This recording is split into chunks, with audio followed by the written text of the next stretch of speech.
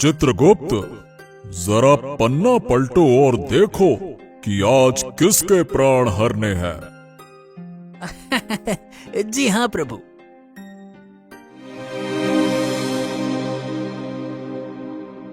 महाराज, मृत्युलोक में एक कमजोर गधा है, परंतु महाराज वो आपका परम भक्त है।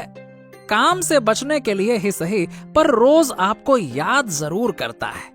आज उसे दर्शन देकर उसके पन्ने का हिसाब खत्म कर दीजिए प्रभु। वाह! मृत्युलोक पर ऐसा भी प्राणी है जो मेरी भक्ति कर रहा है। वाह! हाँ प्रभु, आप तो वो देखिए। अरे चल रे धनुआ, आज बहुत काम है और बहाने मत बनाना। अरे नहीं नहीं नहीं, आज फिर मेहनत करनी पड़ेगी। हाँ, मुझे कुछ तो करना होगा। रामू भैया, मेरे पैर में बहुत दर्द हो रहा है, मैं ठीक से चल भी नहीं पा रहा हूँ। अरे रे रे रे रे रे, मेरी लीला खत्म करो यमराज और मुझे दर्शन दो। ओफो, फिर शुरू? अरे रोज रोज तू यही ड्रामा करता है। सीधे से चल, कुछ नहीं हुआ है तुझे, चल। धनुआ का बहानेबाजी का सिलसिला यूं ही चलता रहता। कभी पेट दर्द तो कभी पैर में तकलीफ। हर दिन उसका कुछ न कुछ नया नाटक लगा ही रहता था।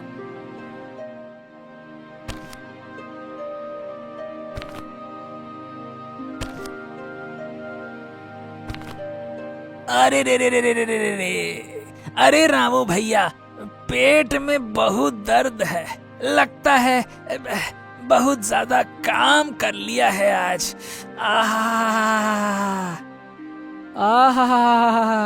अबे तूने अभी काम किया ही कहाँ है? अभी तो सिर्फ यहाँ तक आया है। काम तो अब करना है तुझे। चल, बड़ा आया, बड़ा काम कर लिया। अब तो मुझे दर्शन दे दो यमराज, दर्शन दे दो। गधा इसी तरह यमराज को याद करते हुए चलते जा रहा था। कुछ दूर चलने के बाद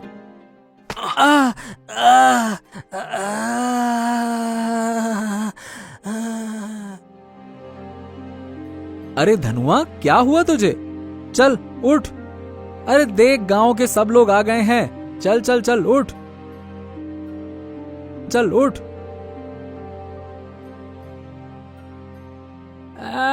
रामू भाई, लगता है कि इसे यमराज ले गए। हाँ, लगता है मेरे धनुआ का समय आ गया है। रामू को लगा कि धनुआ का अंत आ गया है। गांव के लोग भी आकर उसे सांत्वना देने लगे। सभी मान चुके थे कि धनुआ अब इस दुनिया में नहीं रहा। चलो भाई, अब रस्सी ले आओ, इसके अंतिम यात्रा की तैयारी करते हैं। ले आओ। देखा महाराज, आपने अपने भक्त का नाटक। यही सही समय है उसे आपके दर्शन पाने का। महाराज, क्या सोच रहे हैं? चित्रगुप्त, तुमने सही कहा। चलो।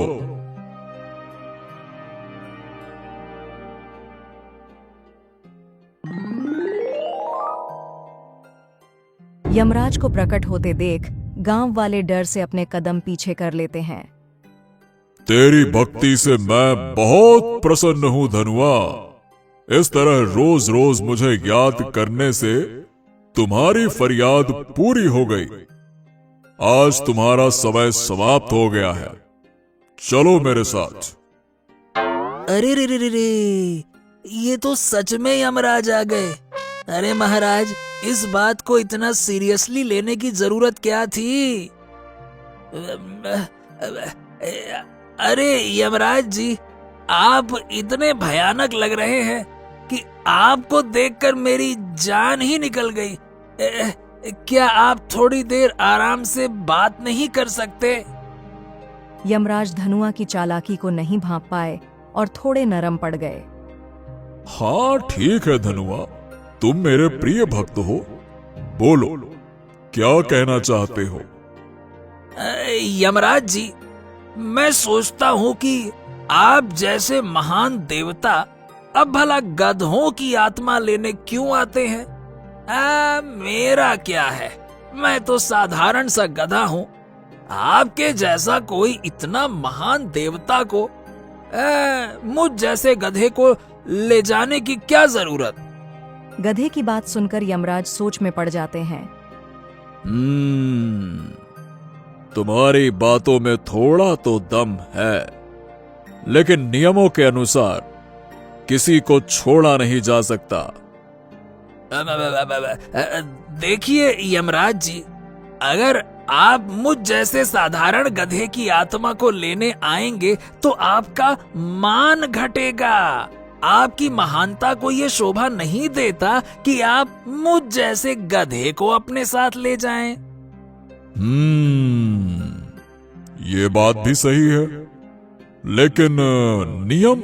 बस एक बार मुझे छोड़ दीजिए यमराज जी, अगली बार मुझे जरूर ले जाना। चलो, तुम मेरे प्रिय भक्त हो, इसलिए इस बार तुम्हें छोड़ देता हूं। अगली बार कोई बहाना नहीं चलेगा। इतना बोलकर यमराज अदृश्य हो जाते हैं। गांव वाले यह सब देख आश्चर्यचकित हो जाते हैं। अरे वाह धनुआ वाह, तू तो बड़ा चालाक निकला, यमराज को भी चकमा दे दिया। रामू अपने गधे को जीवित देख बहुत खुश होता है और उसे लेकर घर आता है। अगले दिन, अरे वाह, कल का मेरा बहाना कितना शानदार था, यमराज जी को भी चकमा दे दिया। अब तो हर दिन ऐसा ही कुछ करना पड़ेगा। अगले कुछ दिनों तक धनुआ बिना मेहनत किए यमराज के डर के बहाने बनाकर रामू से बचता रहा, लेकिन उसका आलस्य और चालाकी आज एक नया मोड़ लेने वाली थी।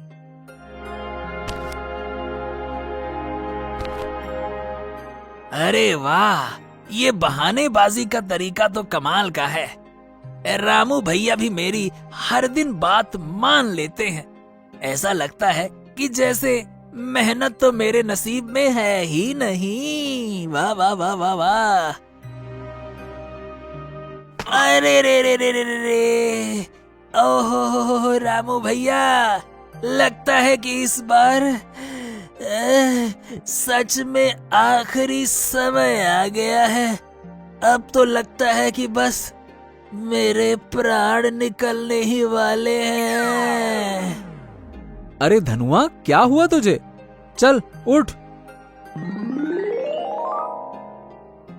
धनुआ, तुम मुझे याद करके मेरा काम बढ़ा रहे हो। हर बार तुम्हारे लिए आना पड़ता है। आज तुम्हें अब मेरे साथ चलना ही होगा। अरे यमराज जी, आप फिर से देखिए, सच में इस बार मैं तैयार था, लेकिन आपकी उपस्थिति देखकर मेरे मन में एक बात उठी है। धनुआ, तुम्हें अब बहाना बनाने का कोई मौका नहीं मिलेगा। चलो ठीक है, बताओ क्या कहना चाहते हो? यमराज जी, आप तो महान हैं, लेकिन एक छोटी सी विनती है। आप मेरे रामू भैया को तो देखिए। अगर मैं चला गया तो मेरे रामू भैया कितने दुखी हो जाएंगे। अब मेरे अलावा इनका है ही कौन? हाँ यमराज जी, धनुआ के बिना मैं काम कैसे करूंगा? यमराज जी, मुझे लगता है कि शायद मेरा समय अभी पूरा नहीं हुआ। अगर आप मुझे छोड़ दें तो मैं पूरी ईमानदारी से काम करूंगा और रामू भैया की कुछ दिन और सेवा करके थोड़ा पुण्य प्राप्त कर सकूंगा। ठीक है धनुआ, ये तुम्हारा अंतिम अवसर है। अब से बहानेबाजी नहीं चलेगी, बिल्कुल नहीं चलेगी। बिल्कुल यमराज जी, बिल्कुल। अगली बार कोई बहाना नहीं चलेगा। यमराज हंसते हुए अदृश्य हो जाते हैं और धनुआ अपने बहानेबाजी के जाल में एक बार और बच जाता है। अब उसे समझ आ गया था कि मरने का नाटक करते ही उसकी इच्छाएं पूरी करने यमराज फौरन आ जाते हैं। इसलिए अब धनुआ सावधान रहने लगा। समय बीतता गया। धनुआ ने अपने आखिरी अनुभव के बाद एक वादा किया था कि अब कोई बहाना नहीं बनाएगा, परंतु उसकी पुरानी आदतें फिर से सिर उठाने लगीं। एक दिन जब वह रास्ते में था, उसकी चालाकी की फितरत फिर से जाग उठी। अरे धनुआ, अब क्या हुआ? जल्दी चल, हमें बाजार तक पहुंचना है। अरे रे रामू भैया, लगता है मेरे पैर में कुछ गड़बड़ है। एकदम से जोर का दर्द उठा। अरे रे रे रे रे रे रे। शायद यमराज जी फिर से मुझ पर नजर रख रहे हैं। ये दर्द हुआ। अच्छा, अरे धनुआ, अब ये चालाकी नहीं चलेगी। यमराज जी ने आखिरी बार कहा था कि अब कोई बहाना नहीं चलेगा। चल चल उठ और काम कर। अरे ये मैंने क्या कर दिया? धनुआ, तुमने मेरे धैर्य की परीक्षा ले ली है। हर बार मुझे आवाज लगाकर बुलाते हो, फिर मेरे साथ जाने से इनकार करते हो, कतराते हो। आज तुम्हें अब मेरे साथ चलना ही होगा। हाँ यमराज जी, मुझे आपकी इतनी बार कृपा प्राप्त हुई है। अब लगता है कि मेरे पास सच्चा मोक्ष पाने का अवसर आ गया है। परंतु परंतु कुछ नहीं। ये तुम्हारा किंतु परंतु बहुत खतरनाक है। अरे हर बार ये तुम्हारे परंतु शब्द मुझे विवश कर देते हैं और मुझे खाली हाथ लौटना पड़ता है। यमराज जी, आप मेरे भगवान हैं और मैं आपका परम भक्त हूँ। मैं ये कैसे सहन कर सकता हूँ कि धरती पर आपके बारे में लोग कुछ भी बोलें। क्या मतलब है तुम्हारा? यमराज जी, मैंने धरती के लोगों को सुना है कि आप अपने भक्तों को खुश करने के लिए कभी कभी झूठ का सहारा भी लेते हैं। धनुआ, ये कैसी बातें कर रहे हो? झूठ का सहारा लेना हम देवताओं का कार्य नहीं है। हम तो सच्चे और न्यायप्रिय हैं। हमारे जबान से निकला एक एक वाक्य सत्य होता है। नहीं यमराज जी, मुझे तो यकीन नहीं होता। अगर ये सच है तो कृपया मेरे सर पर अपना हाथ रखकर मेरे सवालों का जवाब दीजिए, तभी मुझे विश्वास होगा, अन्यथा नहीं होगा। अच्छा, तो इसमें कौन सी बड़ी बात है धनुआ? मैं अभी तुम्हारे सर पर हाथ रखता हूँ। ये लो, पूछो जो भी पूछना है। तो बताइए यमराज जी, अपने भक्तों को लंबी उम्र का आशीर्वाद देने के लिए आप कौन से शब्द का उच्चारण करते हैं? बस इतनी सी बात, दीर्घायु भवः। अरे महाराज, आपने ये क्या कर दिया? इस गधे को दीर्घायु का वरदान दे दिया। महाराज, आप ही ने कहा है कि आपके मुख से निकली एक एक बात, एक एक वाक्य सत्य होता है। अब तो आपने मेरे सर पर हाथ रखकर दीर्घायु का वरदान भी दे दिया है।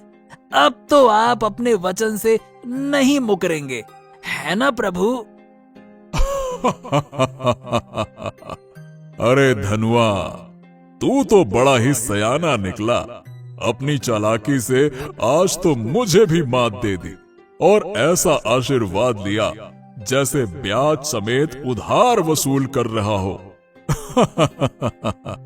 सच में, भक्त चाहे साधारण हो या बड़ा, भगवान को तो उसके प्रेम और भक्ति के आगे झुकना ही पड़ता है। ये आज मैंने अपनी आंखों से देख भी लिया।